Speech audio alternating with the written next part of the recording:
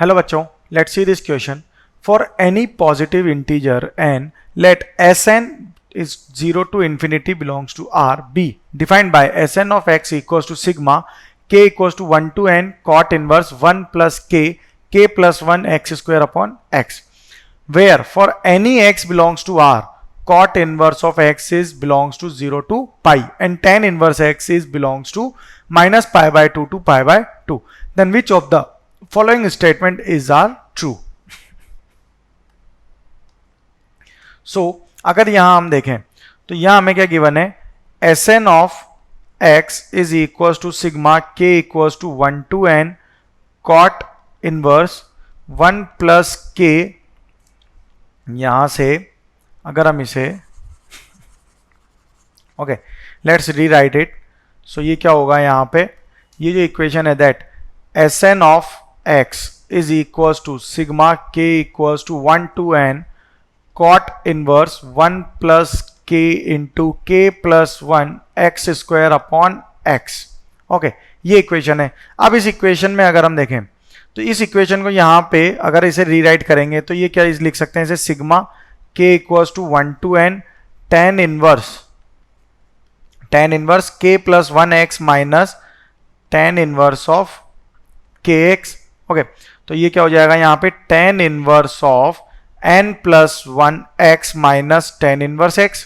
ठीक है, तो यहां से अब अगर देखें तो यह इसका फॉर्मूला अगर इसमें यूज करेंगे तो ये होगा tan inverse of nx upon 1 plus n plus 1 into x square. ये tan के टर्म्स में इस तरह से रिप्रेजेंट होगा.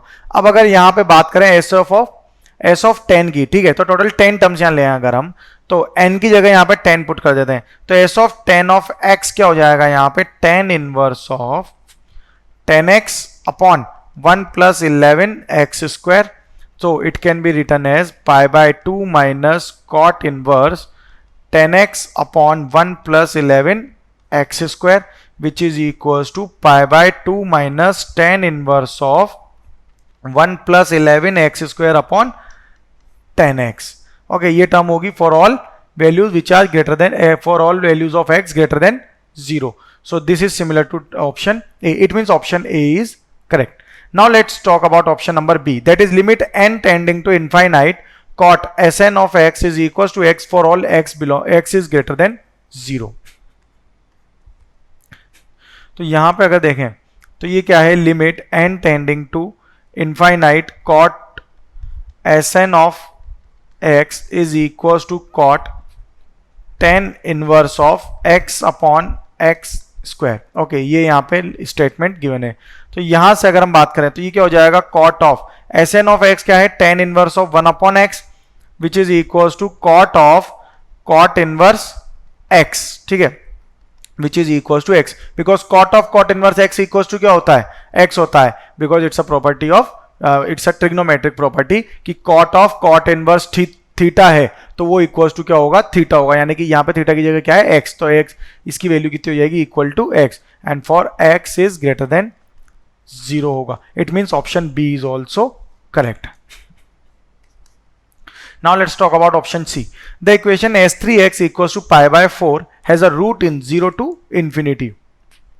तो यहां अगर हम देखें तो C ऑप्शन के लिए s ऑफ 3x हमें फाइंड करना है, जो हमें क्या गिवन है, equals to pi by 4 given है. तो ये यहां से क्या हो जाएगा, 3x upon 1 plus 4x square equals to 1 होगा, because pi by 4 equals to यहाँ पे 10 के टर्म्स में 1 होता है.